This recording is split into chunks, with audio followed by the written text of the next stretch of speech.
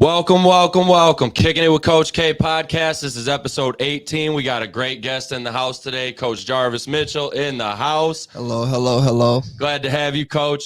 Thanks for having me. Man, I'm excited for this conversation. My coaching career started, it was at Summit, but shortly after I was at Wayne. And man, even in a short amount of time from a few conversations, that's how you know somebody's just a real one, a great person, great coach, is when you can spend just 30 minutes, an hour having a conversation and take something from it, right? And really be like, okay, I learned something from this guy just being in the room. So you definitely stood out like that, man. I appreciate that. So excited to, man, we're going to hear what you've been up to.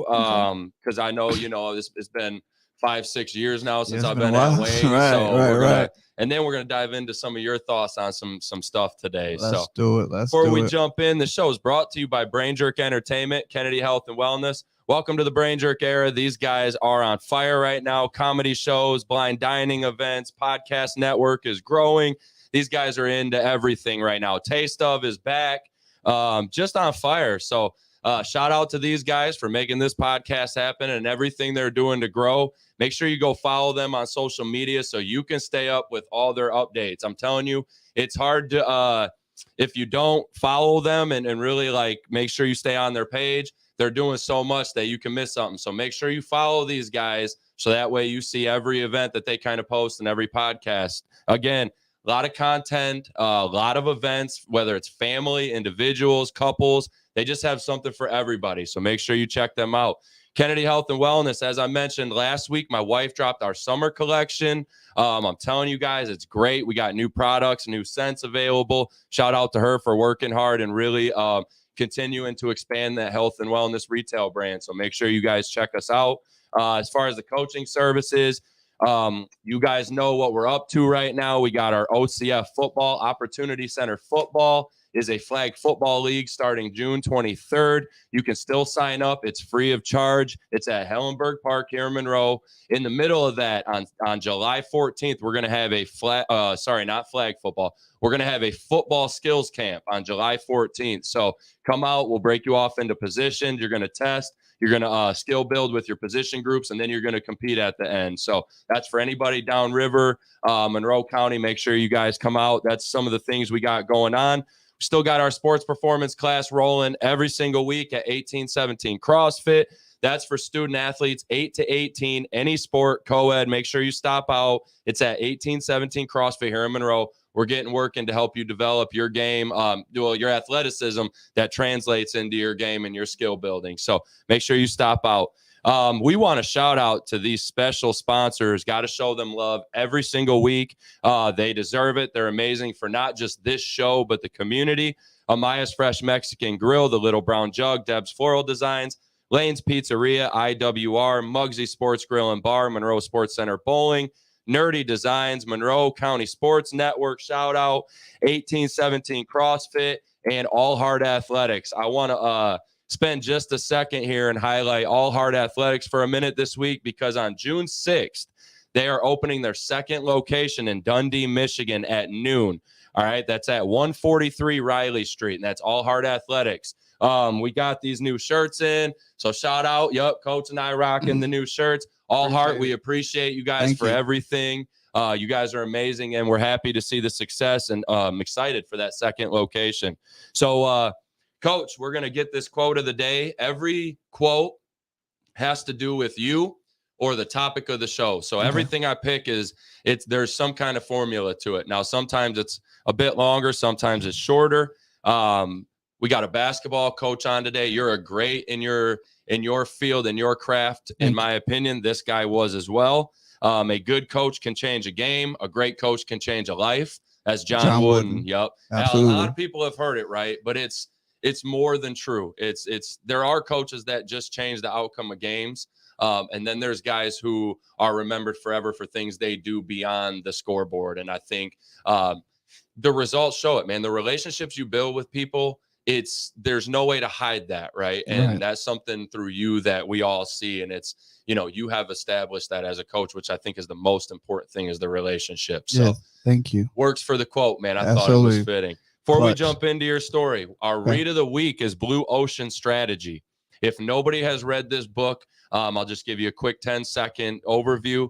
It's a book about thinking different as far as how you attack competition in life instead of attacking at them, and instead of directly attacking your competition to succeed and grow. It actually gives you some strategies and ways to think about your business, in particular, maybe even how to grow as a coach or your life that doesn't necessarily involve fighting fire with fire. It's different tactics to growing. So Blue Ocean Strategy, good book. Make sure you guys check it out.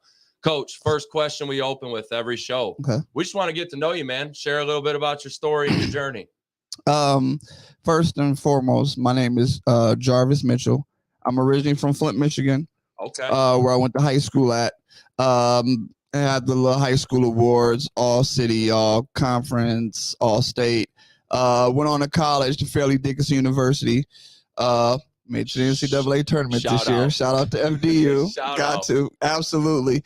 And from there on, I went and played 5 years professional basketball in like northern Russia. Every time I tell people Latvia, they don't quite know. Okay. They're not geographically inclined. So I just skipped the middle, man. I just say it was a part of USSR to like they got their own independence in 1993. No kidding. So I just to cut out the middle, man, before I go into a long monologue. Look, Western Russia is right on the border of Lithuania and Estonia. That's crazy. Yep. Really? I played there 5 years. Played there 5 years. That's incredible. Yep. And then after that, I had a basketball camp in Detroit.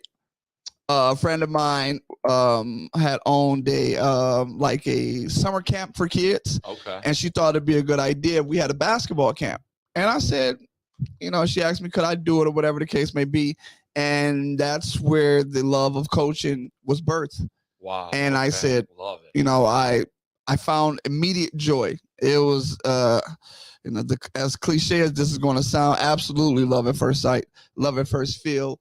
And it felt so natural.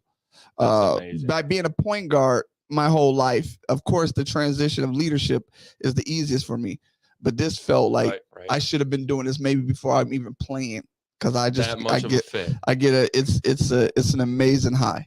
Amazing high. Man. Absolutely. That much of a fit. Absolutely. Most people say when they coach, most people say they love coaching. Mm-hmm. But most people don't necessarily say that they loved coaching or felt more of a fit coaching than they did playing. Most people felt like their playing days were that's who they were at the core of their best. And now coaching is kind of what they're doing after they can't play anymore type of deal. I believe that's amazing, though. Yeah, I believe the playing part was my agent for me to be a coach. It gave the symmetry, and it gave me the symmetry of it. And honestly, when you're coaching, you should have some type of resume that frees you of the scrutiny, criticism. You won't be ever completely freed of it, but when you have pro on your resume, it kind of alleviates a lot of the second guessing and question if you're qualified enough. So I believe this was my true calling, and the playing part is because I fell in love with basketball just because I was from the element. You know what I mean? I grew up in the inner city of Flint, Michigan. Right. And my first love was soccer, actually. No kidding. But try getting 10 little black kids to play soccer to find a field in Flint that's that had glass or nails or anything in it. So the basketball court was our safe haven, and it allowed me to be to kind of grow into the person that I would become. So an outlet, man. I love that because I've Coach, shout out to Coach Cersei over at Romulus, but him and I always talk about that, how like sports is such an outlet for kids and should be. And it should be your platform, your way to kind of get out of certain situations or avoid certain situations. Absolutely. Right? Absolutely. That's amazing, man. I love that story because that's, like I said, typically it's the flip side. And I've interviewed probably, we're episode 18. I probably interviewed like 14 different coaches, 13. Mm-hmm. And a lot of it tends to be like, I played and then my playing career ended. And then I was kind of like looking for something to do and ended up having this buddy that needed help. So then I started coaching, and along the road, I started liking it. You're just like, dude, I was meant for that. Absolutely. I was meant for that shit. I was right there. Yeah, I seized it. You know what I mean? Because, we all, especially ex-pros, we never feel like we don't have it anymore. And the moment that we hear that, it's like, oh, I'll prove, you know. And here you are, you're 45 years old, and you're out here trying to break an ankle, and next thing you know, you're waking up calling in for work the next day. Right. And that's serious life issues at that point. That's broke. That's absolutely. That's paychecks down. Like. Absolutely. But for me, I found fulfillment in I wasn't even supposed to be here. I wasn't supposed to make it that far. Yeah, to the pro. I'm privileged that, you know, I'm small. I wasn't big. I wasn't, you know, I was 5'10", 160 pounds when I left college. That's not a pro's body. Right. You know what I mean? Okay, and I went into all places, Russia, where everybody's almost 7'6". Now, like my center was 7 foot, and he was probably our best shooter on our team. Really? And okay. So I mean, the element of that was out here. Right. I played in a league full of them. Man. So that dynamic in itself is enough for me to be appreciative of. Definitely. I got there, and you know. I love that though. I do got to touch on one thing, man. And we're not obviously we're not a political show, but I gotta know, like, absolutely, what the hell was it like playing basketball in Russia? You know, it depends on the dynamic you ask about. The men my age were a little racist. Okay. The women and kids treated us really good, really good. But like, if I give you an instance, one day I was walking from the subway downtown, and a male, probably about, I don't know, maybe in his early 30s, he walked by and he said, and he made the monkey sound. Now, I'm really sarcastic, so I turned around and I said, I said, I get where you're trying to go, but I'm small and brown skin. It probably would have been better or a better insult if you made a chimpanzee sound. So you was messing with it. Yeah, like if that, you understand, that's not going to affect me. That's wild though. But it was other like small little things, but right. You know, they didn't know about racism. Someone taught them about that. 100%. Yeah, so 100%. For him to know to call me a monkey, or you know what I mean, like some of the N words that they would say when I passed by. Talk to them. Yeah, but I was never touched. I heard a lot of things walking through the city, whatever case. Of course, got to stand out. What about being like just an American there? Like not to take away from, you know, that I 100%. That's crazy to me. Crazy disrespectful. But yeah, it was. Like, I mean, I'm just asking, like, was that double then? It's like, oh man, I'm a black man, an American in Russia. Yeah, but I was also looked at as an anomaly for like another instance. One of the cooks, I guess the waitress went back and told her, hey, we're serving a black guy. And the cook came from behind the grill, and she touched my eyelids. She said she had never touched a black person before. And imagine trying to eat and somebody's touching your eyelids. Yeah, how did you even react to that? They feel like, well, here's the thing that you got to understand, that they don't know any better. Okay. She didn't assault me. She doesn't know what she's really. No, she don't even know how the disrespect might come across. She didn't get that. She was acting off of her own instinct to her own desire. Right. Okay. Who am I to deny that moment?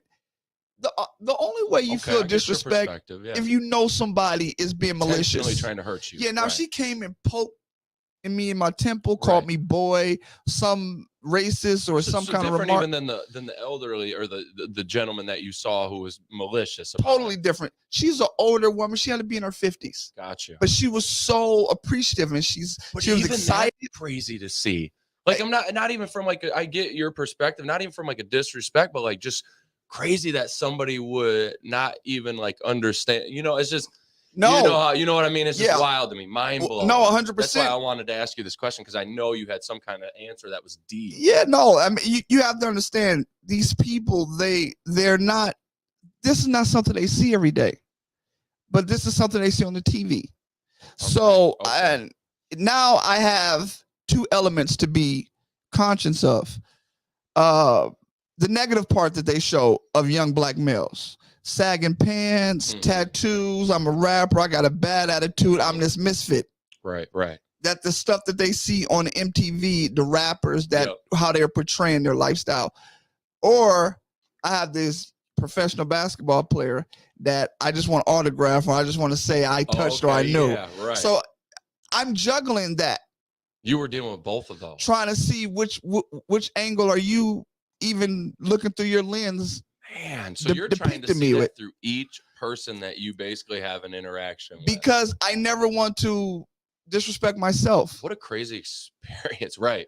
Yeah. Right. Because I could disrespect myself by giving someone the benefit of the doubt and they got cruel intentions. 100%. Or I can be standoff to somebody that means absolutely nothing by it, but they're just living out their fantasy or desire to. She touched my skin to see and understand. Right. And I asked, the interpreter came and I said, well, did my skin feel different?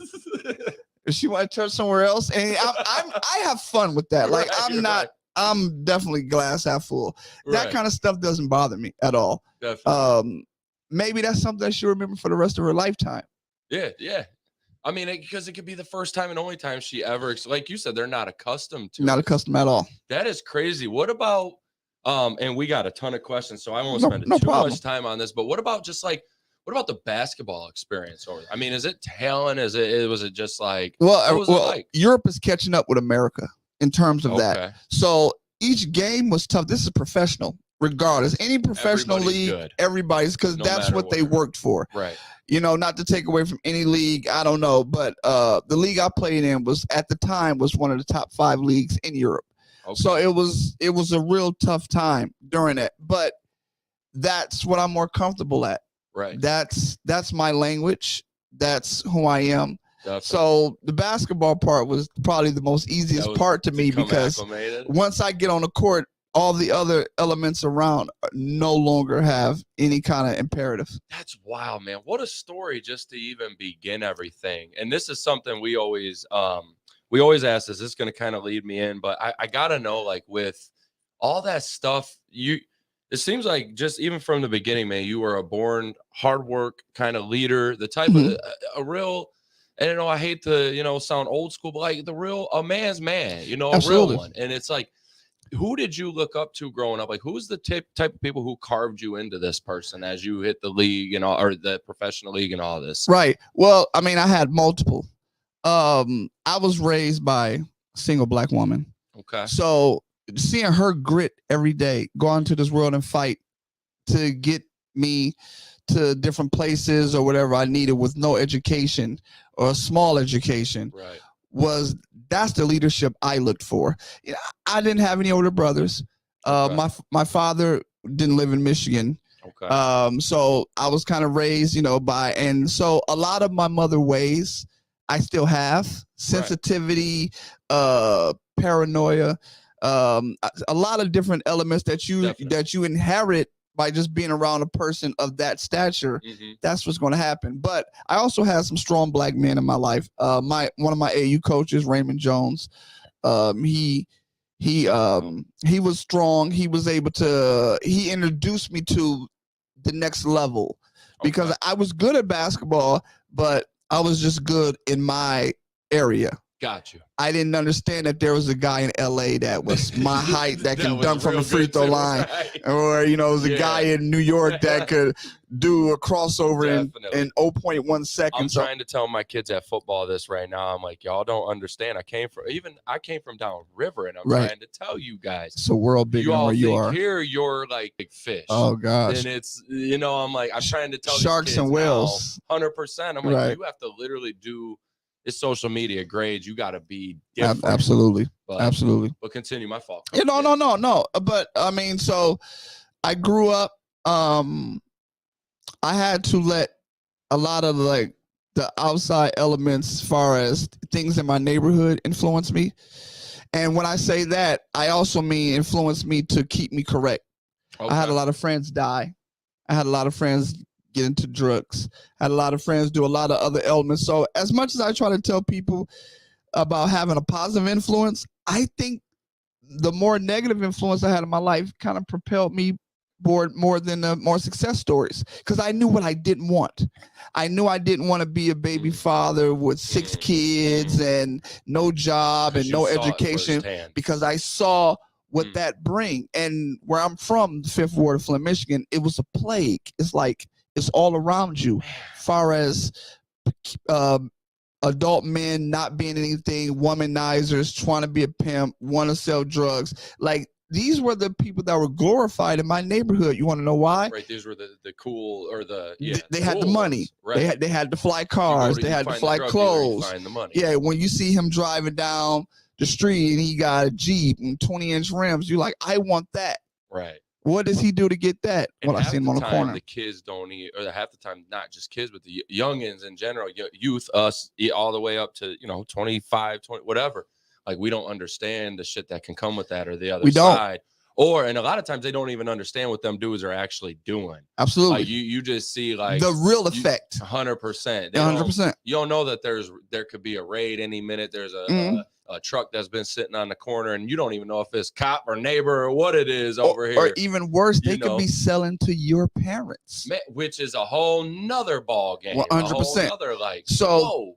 Yeah, dude, that's crazy. I tell people all the time, I don't know one retired drug dealer. Man, not one. That's you know what I mean? The realest thing I ever heard. That's how I gotta break. That's how I have to break it down to these kids. Because I'm a attendance officer and a homeless liaison at Alternative Ed High School. Okay, so shout out to you. Yeah, I'm dealing with kids that are from that era, that are from that pattern of situations, and I have to tell them, you have no idea. This is absolutely a no green light. You cannot win at this, and you may win momentarily. You absolutely may win, but you won't win the long game. When that buzzer ends, I guarantee you lost. Yeah, man. Yeah, you gotta find intentions that are legal, and nowadays the crazy part is, man, nowadays there are so many things that you can do legally within our world nowadays that, like, dude, half the stuff you're slinging on the streets and doing, you can do it legally and run a business. It's a free enterprise. Like, the craziest thing it's about the craziest it is, like, you don't thing. even have to do the shit illegal anymore. Yeah. You can go, which I'm not saying that should be everybody's career path. I'm not promoting that on the show, but it's like to me there's like so many reasons to not be on the street anymore. There's a ton of reasons, more than the 80s and 90s, to like get off of the street. Well, imagine this.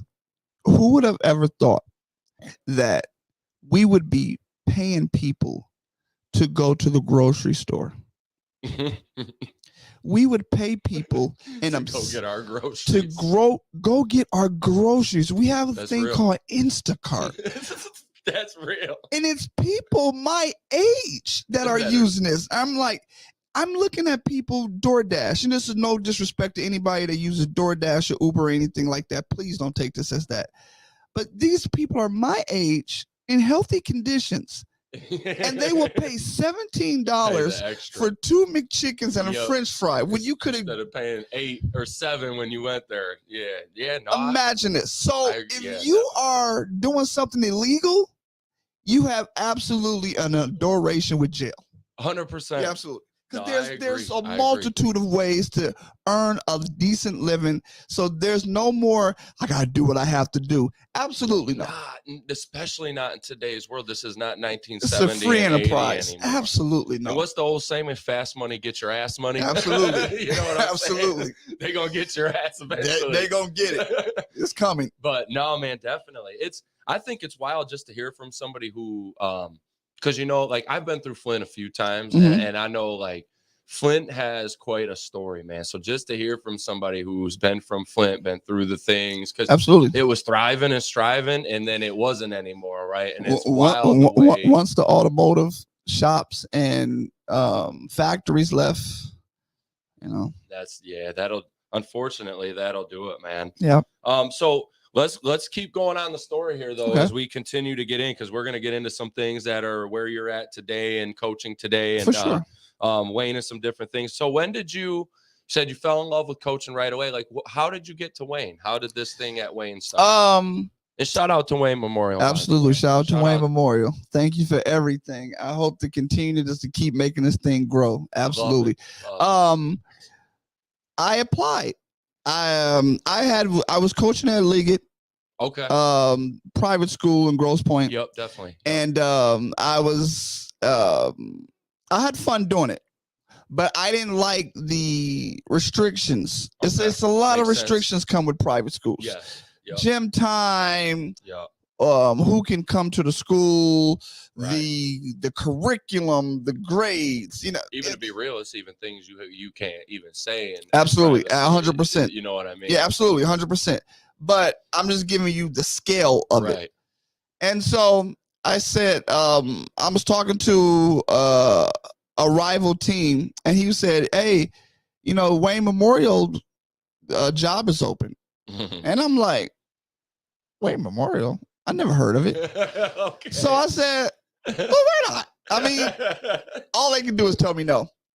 So when I put my resume in, the AD Greg Ambrose, shout out to Greg Ambrose, one of the most genuine, greatest guys I've ever met. Greg retired right when I was leaving, I believe. Yep. He was my AD there. Shout out to Greg. Yep. And he gave me the job, but he was really kind of puzzled why I would want the job. And he looked at my resume and he was scratching his head, and he said, "You don't know much about Wayne Memorial girls basketball, do you?"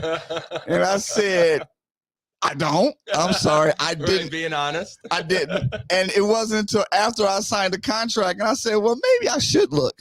And I'm like, wow. We haven't won a game since 2011. A game? Oof. Oof. But he didn't lie to me. He didn't lie to me. He just said, "Had you done your research?" "No, I haven't." And I said, because being competitive, you think that you can beat the world. Yeah. So don't worry about it. So I can take this job on and make it. I can be the one to make it work. This is nothing. I am the magic. I am the wizard. They're going to paint Glenwood yellow brick road. I am the. You can call me Wow. I'm the Wizard of Westland now. I got it all. Yeah, that didn't quite happen. That didn't quite happen the first year. A little bit of a rough go at the beginning. Yeah, my wizardry hadn't came together quite in my mind the way I had drew it up. It didn't come together. But honestly, it was the challenge, and which is what make you a competitor. Yeah, I was at Cass Tech. We won. Okay. I was at the year I left University of Liggett. We went to the Final Four. I had just left. So I left the Final Four team. So you really weren't afraid of that build. Absolutely that's not. Something that humble small beginnings does not bother you. I welcomed it. I love that. Though. Yeah, I welcomed it. I mean, and by the time I'm there, you guys are like somewhat rolling. So, and this, to be honest with you, we kind of got on a topic, and this was a question later, but and let's just answer this now. But at Wayne, it was really, there's a lot of challenges with the football program, and based on what you said, a lot of challenges with the girls basketball program at the time. So one of my questions actually later on was like, how has this happened? Like what has been the difference in building success here throughout time? So you're down, right? Things are tough. What changes? What are the pillars you used? What are some of the things that made you guys so successful now at this point? You change it. It's who you are. Not to be not to be super spiritual, but you change whatever element that you are with how hard you work. Okay. And once your intentions are pure, then all the things that you want, that you manifest, or that you kind of wish to happen, it'll happen, because once you show that you're persistent and you won't quit, then it'll come to you. But nothing happens. I don't care how you may think of it, nothing happens without work. And it's been crazy. Like, for me to share the stories that I've done and the things that I've done to get this program where it is, it's imaginable. I'm not sure a sane person could do it. But, you know what I mean? I'm not sure. And, I feel that, yeah. Looking back, now I would have said, hell no, are you crazy? I'm not doing that. You know what I mean? If I could talk to my younger self, right, say, man, you're crazy. Yes. No one wants to win that bad. I killed myself to do it, and I was okay with it. I was okay with. I tell people, you're going to lose sleep for something. You're going to lose sleep either because you're getting your ass kicked, or you're going to lose sleep because you're fighting to stay atop. Yeah, yeah. You got two choices. So I'm going to choose for the latter one. I'm going to keep fighting until I can't anymore. And it made me better. So the get to success was not the easy part, but the maintaining is the challenge. Is the hard because now you're the target. Yeah, you guys are now. There's no more, I hate to say it, but it ain't no more days of like even when I went there, you know, because when you come in as a coach, you're told you always have talks about the school, how many kids, what programs are good, if you're sharing kids with this sport, or all them talks, you know, happen, right? And right away, we heard that the girls basketball is the real deal, and coach is the real deal over there. Like that was the minute I came through the Wayne door. I mean, that was what we heard. And then we heard about the football program. Right. That's what you're there for. Like definitely. You're there to be a change. And if you can be a part of something for an amount of years and nothing changes, then it's you. It's absolutely you. Definitely. The Wayne's Memorial basketball team changed because of me. I wasn't going to have it no other way. No, you can't come to practice late. No, you can't leave early. Yes, we're going to be in here from sun up to sundown.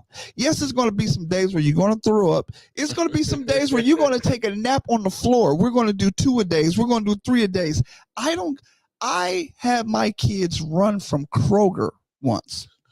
Kroger is on Merriman and Michigan. Yep. Yeah. Picked them up. I say, hey, get in the car. They got in the car. They think we just about to go somewhere and have a good time. Have fun. Got to the Kroger parking lot. Everybody get out. We finna go into the store. I put the car in drive. I said, you got 15 minutes to get back to Wayne. Oh, it's like a 1.5 minute. They're like, what? Or I'm bringing you back. To do it again. Now you got 11 kids running down Michigan, just running. You understand what I mean? Yeah. But that's how you're different, though. But that's how you break the change. You break the habit. Yo. And it's, this coach is crazy. Yeah, but it's you being different. And it's like, because you're getting the same results every year since every year. Said you gotta break. Something has to literally take a hammer to it and have the ways that we're doing things broken and shattered and reset and rebuilt. Like it has to be rebuilt. And you have to be willing to take the ass whooping for it. You have to be willing to take the criticism. You have to be willing to take people trying to turn your program in. That's where a lot of coaches won't stick it out, though. Yeah. That's where a lot of guys won't take that job because of that. Because they'll just go, well, dude, why would I take that job if the parents and everybody's just going to be on me the first few years? Well, because that's what it's going to take, because you're going to have to do some different shit and really shock the system. That's what makes you. Right.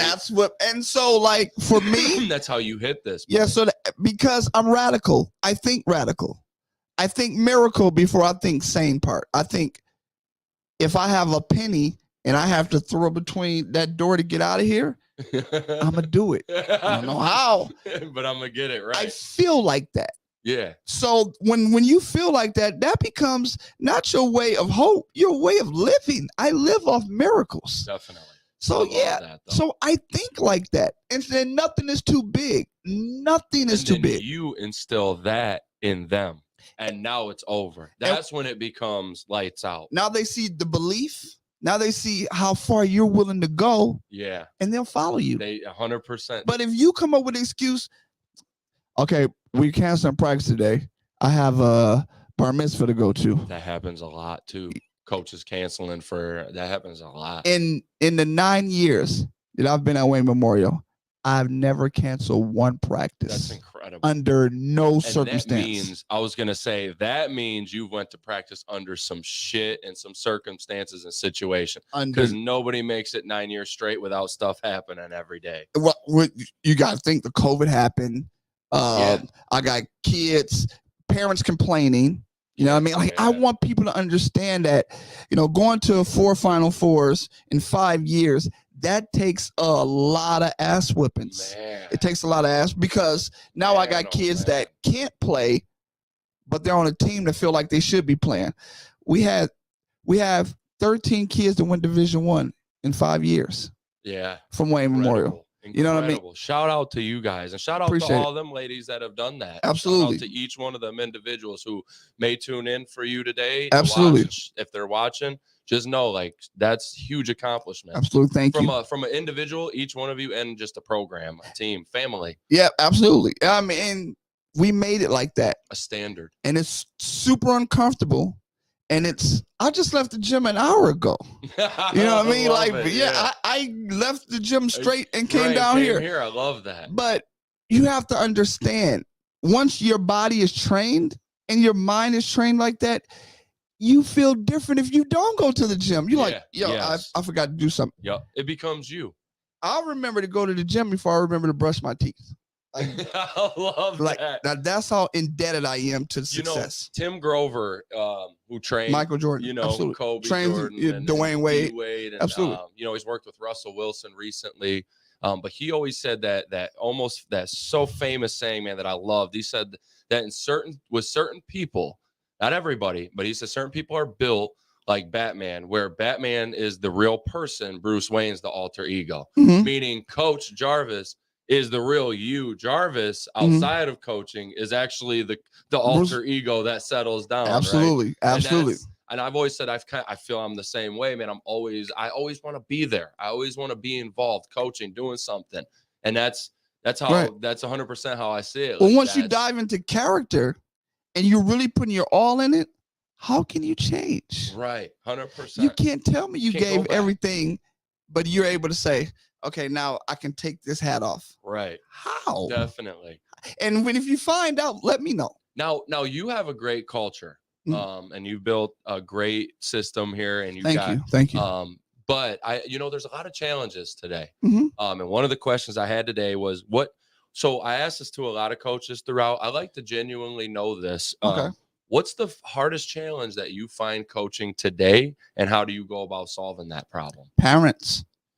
Ooh, see, that's a different one. Yeah, parents are the real and raw. I love this. Yeah. Now, parents can make or break an organization, can make or break a team, can make or break a coach. I agree with it's that. Absolutely. Because here's this. If your AD isn't strong, or if the people that's in power isn't strong enough, then they will bend to a complaining parent's request. It's been coaches been fired just because the star parent got an attitude that day. And she went home and told her mother, and her mother then wrote to the AD, hey, they're practicing more than 3 hours. My kid can't study. Hey, he picked up my kid and took her home. So now we'll develop these allegations or these things that he did being going above his coaching culture, and he'll be penalized for it now. For that, yeah. See, everything is all good when my kid is succeeding. But when my kid doesn't play, and the sad part is, though, it could even be, I find that, at least in football, sometimes that's even when the kid's in a developmental phase. And I'm like, listen, man, I get it. You want your kid to be on the field right now. But this person, this young man or woman, needs to develop before they can be in a position, or they want them to play more. And the crazy thing is, like, I'm a strength and conditioning coach. So I have to have sometimes I just got to tell him, like, he got to be in better shape. Flat out. Like, want him to play 30 snaps a game, 40 snaps instead of 10. Right. Like, then he has to show up in the off season. He don't show up in the off season and get in shape. Like, no one wants to hear that. But nobody wants to hear that. No. They want to hear, well, no, okay, I'll play Johnny then, because you told me to play Johnny, so I'll play him. We live in everybody gets a participation trophy. It's wild. That's what you find the hardest part. So how do you deal with it? Well, by being true to myself. Okay. Because now there's some situations you have to customize. You have to format. Adapt, yep. Because of where we are. And I have to think, is everything I built worth losing, as opposed to kind of formatting things for this parent? I get that. So now I'm caught in a vertical hold on. Yeah. And so I'm like, you're trying to find some leverage almost to maintain. You're about to lose 9 years of blood, sweat, and tears. I built Wayne Memorial brick by brick. Is it worth it, or do I just want to find a way to solve do I just want to get the easy flat? Right. Patch this hole up. Then once the parent leaves, I get a new tire. That makes sense. Makes sense. So that's the imbalance that you have. That's a hard battle. And even a coach that has won as much as me. Absolutely. You don't make it this far by being a renegade. Because everybody thinks the Renegade wins. No one knows the story of the Renegade losing. The Renegade typically falls because he does something extreme, though. And because he's still there. Right. He's not as calculated. I'm fighting every battle. And I read Sun Tzu's Art of War book, which was in similarities to the book that you just love it in the beginning. It was one of our reads of the week. I think last week or 2 weeks ago. So then there's different ways to handle different enemies. Yep, you know what I mean? So strategy. I'm not fighting that same fight with this parent that's complaining about playing time. That's an incredible point. Absolutely. So now I have to juggle that and be smart with balancing integrity over real life. That's wow. No, that's incredible. And no, that's the same challenge that I think we all face. Absolutely.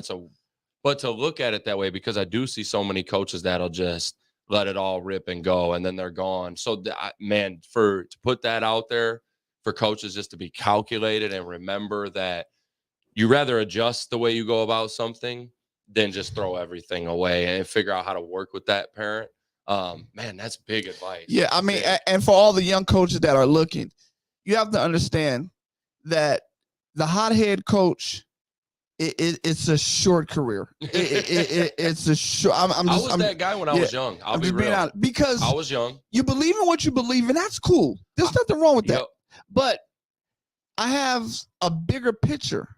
I get that. I have a colossal size picture, and I'm about to throw it away because one of the bristles on a paintbrush isn't as good.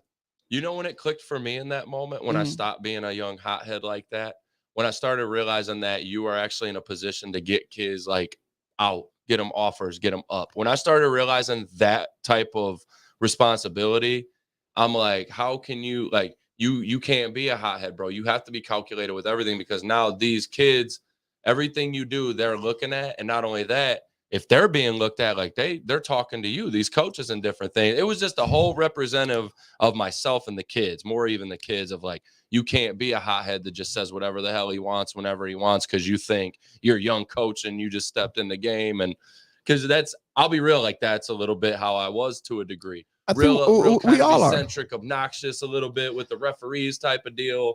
It's passion. It's passion exploding. Fired up, right? Yeah. And now as I'm, in my 6th, 7th football season, I'm at the point where I'm more like, now I've had my moments. I won't lie. I've had my moments, a couple egregious games. It'll never go. It'll never go. But for the most part now, I'm able to just step back and be calculated in decisions and understand leverage points and different things. Because even with refs, there's a leverage to like not pissing a ref off, even though it's hard sometimes. But there's a leverage point to it sometimes, right? Yeah. Balance. Man. It's every year I find myself, and not because of my age, but I have to. The main goal is that you win. It's not how you get there. The main goal is you win. I don't care if I win a basketball game 2-0. If you got the damn dumb, great defense, girls. Listen, hey, if we got to take the ball and pass it around until the clock figure it out. Yep. Now I can sleep at night, because I can't sleep at night if I'm no longer in a game. Yeah. That's the real life Triforce for me is I'm still able to impact this game. If I'm no longer around the impact, you'll watch yourself die slowly. Then it's over with. Definitely. Absolutely. Coach, we got a few more questions about kind of before we dive into some fun sports headlines here. Couple subjects out of the box conversation, sports headlines on a couple things that happened recently. But before we get to that, every week I do like to touch on this subject. The listeners know I'm a big proponent of this. What advice do you give to your student athletes to take care of their mental health? What are some ways you help them take care of it? Big subject today, or what are some things you recommend to student athletes? Well, I try to tell them to be honest to themselves. I try to, because a lot of times they're influenced by outside elements that really kind of concrete them into being something that they're not.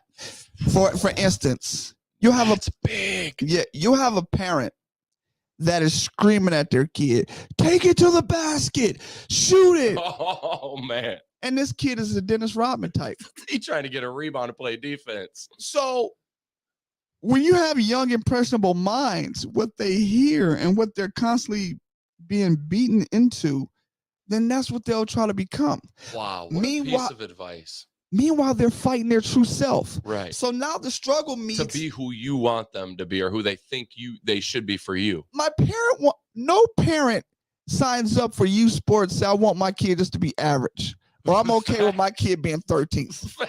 Now they'll all say it when the conversation. Oh, I don't care as long as he's having fun. Yeah. So is that why he's going to 4 different trainers per week?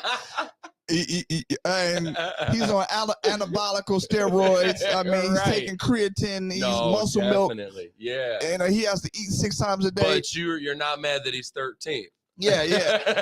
You're okay with that, No, that's real. He wants to go hang with the friends. You got him at Planet Fitness doing pull-ups. But you just want him to have fun, though. That's it. You just want him to have fun. So I try to tell him the healthy balance in this is being true to who you are and being able to fight off the demon that's asking you to go elsewhere. Love that answer, man. You know what I mean? Yeah, no, that's incredible because I think the detail you gave at the beginning of that answer was key. And anybody watching this, I just take that advice because you're right. You can be influenced by this, by this especially, but like you said, I still think a lot of us, even though we're isolated because of phones, some of us, I still think there's a huge part of us who love relationships and people, right? And I think that will always drive society is people and the way we touch each other's lives. Absolutely. And I think that what you mentioned, even more than the phone, the people you got to stay true due to the things you're hearing, because you're going to hear good and bad, especially in high school. Even your girls being winners, there are still people who are going to crap on y'all and talk trash in the school. We hear it every day. Not coming out to the game because it's girls basketball, whatever the dumb stuff they're going to say. They even winning, they're still going to say it every day. That's just part of what comes with the territory. Ooh, I got stories of that. We have teams and coaches that are talking about us right now. 100%. The season ain't for another 6 months. Right. And people are like, already. Oh, man, they said he's going to beat Wayne this year. And I'm like. In May, they're saying it. June. Are you going anywhere this summer? Are you going to hang with your kids? What about your wife? Right. What you eat last night?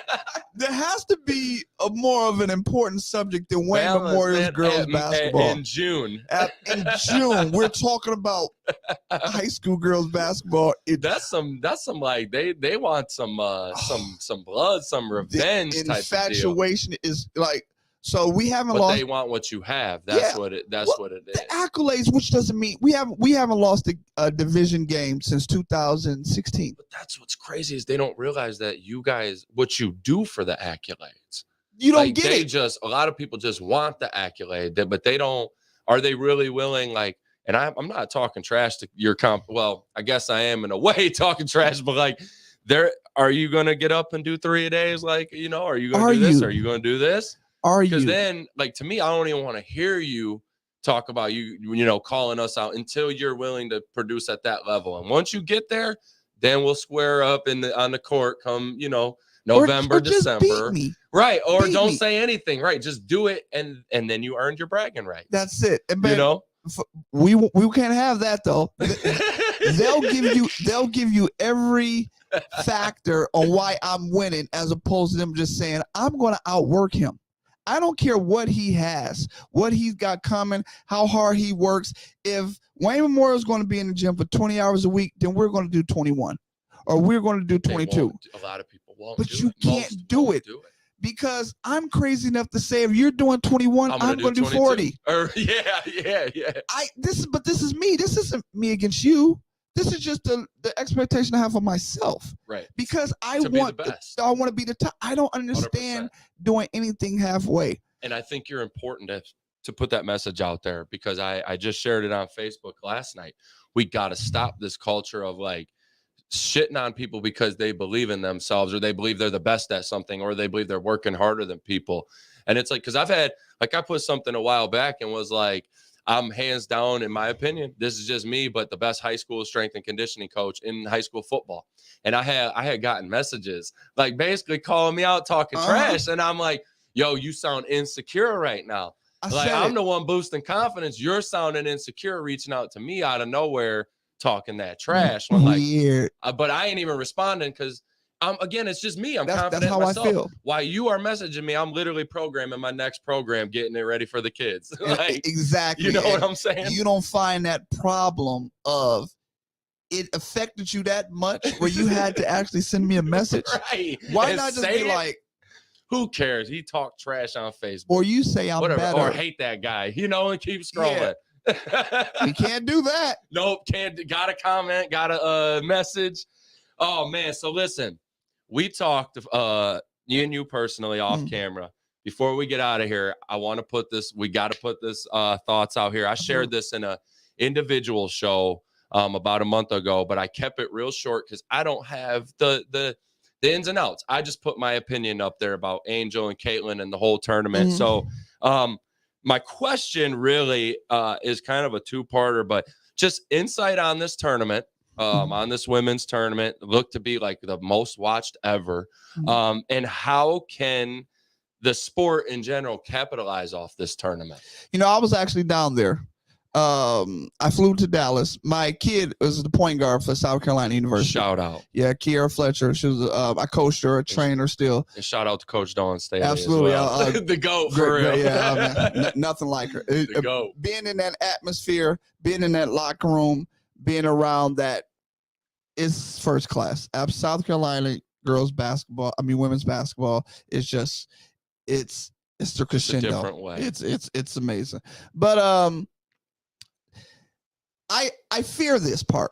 This is the part that I fear, because with attention comes the wrong people, the people that capitalize off the game, that have no intention of growing it for the sake of growing it for their own capital gain. Okay. And when that happens, now the messy parts happen.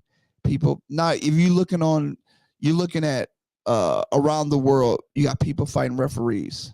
You got people paying players. You got people doing everything that's taken away totally from the youth and the amateurism of the sport. Right. So I'm happy that it's growing, but I'm also very weary because the wrong people are going to start to get involved. Because anytime you see money, that's when you see now, oh, wait a minute. It was 9.9 viewers in girls basketball. Now let's have a tournament. I want a piece. Yep. Absolutely. I don't care. I don't give a damn about girls basketball. No, but it had 9.9 viewers. But it had 9. Yep. The greatest thing about how some will look at it. Most people, they're honest, like investors. I don't know how well you do with older movies, but if you watch Wall Street, love Wall Street with Gordon Gekko, he's when he diluted the airplane company. I don't give a damn about flights. Not one thing. I don't give a damn about them union workers. I wrecked the company because I got more money out of it. 100%. 15,000 people got laid off. Oh, well. Don't care. There was money for me. No, that's the follow the money, right? It's the old, sadly, for the selflessness people that do things out of pure, like, wanting to actually leave some kind of legacy and impact. Absolutely. But there are those people who are follow the money. And that's the fear of it. Now, so you fear just with the way the tournament had the viewers, you fear just from that, stemming from that? Well, absolutely. You look at now, women are getting more money in NIL deals. It's being more prevalent now. They're showing it more. They're selling the merchandise. They're selling has jerseys. Become a star. She's a millionaire at 21. Not just in like basketball. Like she is like, I mean, she was on the sports, the swimsuit edition, and everywhere right now. Like she is a star in America right now. And that's the great element of that. But now the downside. Now, which is the greedy people. Yeah. Now some poor kid that doesn't know how to make decisions will be bought. I get that. There'll be agents coming.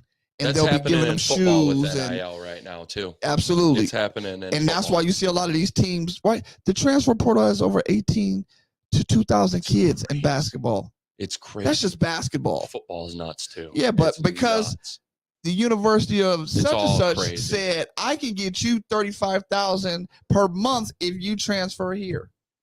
Man, what a crazy world. And a kid could have had a good year at that school. What a crazy and it happened like this. Just like that. Like I feel like just 6 months ago, maybe a year ago, but 8 months to a year ago, I wasn't even talking about none of this. And then it was like, oh, NIL is just here, and it's here fast, and it's boom. Wrecking ball. And it's crazy to me, but that's a wild perspective that I didn't think about. NIL is cracking the 80s. Now, what about, let me get your thought on this part of that tournament. There was I actually had gotten I won't say a heated Facebook argument, but an educated discussion. Okay. With somebody that close to me, and it was, they felt like the game, the Caitlin and Angel thing, they felt like it was a bad look for the game, classless, disrespectful look for the game. I'll be honest with you, I tend to be on the other side. Mm-hmm. I tend to like it. I think it showed. Honestly, I think it just showed grit, passion. I think people are fighting in a championship tournament. I also think that 99% of the world does not know what it's like to play in a championship tournament. Right. with your passion, this is what you invest your whole life into, and you're in the pinnacle moment of your life in that career potentially. And I don't think most people know what that's actually like to do that. But that, my opinion was just, I just didn't mind it, man. Like, I just didn't. So I just wanted to get, because that was a big debate too, all over. It was like, classless and this and that. And I thought it was. They made it a race thing. They painted it so negative, but what they don't understand is, if you've never been in that environment, man, you don't understand what it takes. You cannot get anywhere in life without having a hint of nastiness. Facts. Sometimes it grows too wild, and that's when you got to be able to tame it and discipline and that's the destruction of it. But no, you're right. There's no way on God's green earth you can compete at that level and not have a bit of nastiness in you, not have a bit of snarl. Right. You need that to get through. I hate to say this word, but I always say, like, every team got to have some assholes. You got to have a little bit of asshole in you guys. Like, you have to, especially like, we're different sports, but especially football, man. I'm like, you want to whoop somebody out here or get whooped? Like, this is hammer or nail in sports, in any sport to me. It's like hammer or nail, what you trying to be. And but for the people that's never been involved in that, they don't know that. I can cast a negative opinion about it. You want to know why? Because it doesn't affect me. You know what I mean? I could be jealous of you right now and be like, man, he got a full beard over there. Stupid. Pound stupid. Right. You know what I mean? Like, he needs to clean that shit up. I can't grow a beard. But it's easy for me to judge you and say, yeah, I don't like your beard. I feel that. Why do you need all that damn hair? You look like Papa Smurf. You know what I mean? Right. What are you doing? No, I feel that, though. I feel that. I think, too, like, I think some of the excitement was, that's not everybody, but that's why some people were tuning in. They were like, dude, that chick from Louisville is, like, killing it and running her mouth. And, like, y'all know South Carolina, like, basically wins every game ever, right? And, like, this chick from LSU is, like, Angel's going crazy. And then who's this Caitlin Clark chick? She's shooting it from the came out of nowhere. Man, I don't want to say came out of nowhere, but like really blew up in the tournament. Absolutely. But it was fun, man. I had a blast. And I just wanted to get kind of your thoughts on that. And we're going to kind of transition into the end of the show here. Okay. But, in football, we know where kind of we stand as far as relative to the rest of the country. We know that we're not quite up there with the South as far as the amount of athletes, and we'll always be trying to catch them, right? And we're doing different things to evolve in the Midwest and open things up. But we know kind of where we're at relative to the rest of the country. We're not Texas football, right? But we are better than some states. We're better than a pretty good amount. But what is girls basketball in Michigan relative to the country? I would say mid-tier. I would say middle. Kind of like football. Almost. Yeah, you look at state size. You look at a state like Texas, who, ton of kids, big high schools, bigger kids. Yeah. Then the state of California, then the state of New York. You know what I mean? So I find Michigan probably somewhere in the middle. Like, if we're taking 10 states, I would give us 4 or 5. Okay. So there's room to grow, but not quite, still some people looking. How do we build that? Like, how do we grow that? Again, it's you. We need more people that's willing to go past the statute limitations. We need more people to say, push the limits. Yeah, look, I'm going to have to sacrifice something. I don't know what it is. I don't even know how extreme you have to sacrifice something, but I do know there's no gain without a sacrifice. Got to give it up. Right? And something's got to change. So the sacrifice needs to be in place. The sacrifice needs to be at the forefront, because I do think people think that they can gradually get it, and then when they don't, they lose interest. Quick. And so, and then the state of Michigan allows you to. This is going to sound bad, but some of the state of Michigan, they allow you to be a high school coach without a strong resume or even a winning culture. There's coaches that have been coaching for 10 years. No, that's probably won about 7 or 8 games. That's real, total. So there's no ownership or no like demand. And I'm not saying that it should be, but if I'm a competitor, I want you to have your heart in this too. If I hired you, if you work on cars and I bring my car to you, I want you to give me the best oil change that you can possibly give me. Right. Because I want to feel good when I take my car from here. Right, yeah. I don't want to give it to you and be like, well, hell, I'm going to do the best I can. Right. And you get one of them like, oh. You looking at him like, that's your opening statement? Right. Sir, actually, I think there's a place down the road. That's when you start. I want the one that says I'm the best in the state. 100%. And I'm not going to email you about that. You know what I mean? Right. So, yeah. So we gotta elevate the sport by elevating each other. Like there just has to be more, right? Elevate the influence. Because I had Coach P on over from Romulus. Okay. And shout out to Coach P. She's incredible. Yeah, she is. Love her. The stuff she does at Romulus and stuff you do at Wayne. It's like I've been surrounded by really elite girls basketball programs at the schools I've been at, and even at where I'm at now, Erie Mason, small school. Throughout history, we've had decent program, and I just wonder relative to the country, because where I've been around, a lot of people are winning and successful in this field, right? So that was just, and I asked her the same thing, because she said she feels, we could be grown, we could do better. It could get better. And also, just to finish this question and kind of wrap the show up, I also just wonder, because if we're middle of the pack and you're somebody, how many people did you say you got recruited? Well, or how many people are for just Wayne 13? I have an AU organization as well. Okay. And we're probably top of 68. So all these, like, if we're middle of the pack, and all these kids are going to South Carolina. I've seen pictures of your kids all over. How is this just the culture? I mean, it's clearly not just a talent thing. If we're behind other states, clearly, if there's thousands of kids in Texas, and again, it's like, how are you getting these? It's what you won't accept. You have to have a standard for yourself, and if your standard isn't platinum, get out the game. I love get out the game. Yeah, if you don't, what a message. Yeah, I don't. Strong. Yeah, I don't want the person, and this might be kind of materialistic or shallow, but I want you to get the concept of it. I want the person that dreams of driving a Lamborghini. I love that. I don't want the person that says, "Oh, this Altima is just groovy." No offense to anybody that drives Altima. This is just an analogy. I want the person that says, "Oh, I'm finna bust my butt to get the Lamborghini." Now, I may not get it, but I may fall to a Mercedes or Bentley. Instead of, what I would have gotten if I didn't. And that's what these kids need to feel. Shoot for it. We're not just, we play Wayne Memorial tomorrow, we're probably going to lose. No. We finna kick Wayne Memorial ass. That's what your attitude by any means necessary. We gonna scratch, we gonna claw, we gonna bite. We get kicked out, whatever the case may be. But I'm challenging you. 100%, man. No, that's a strong message.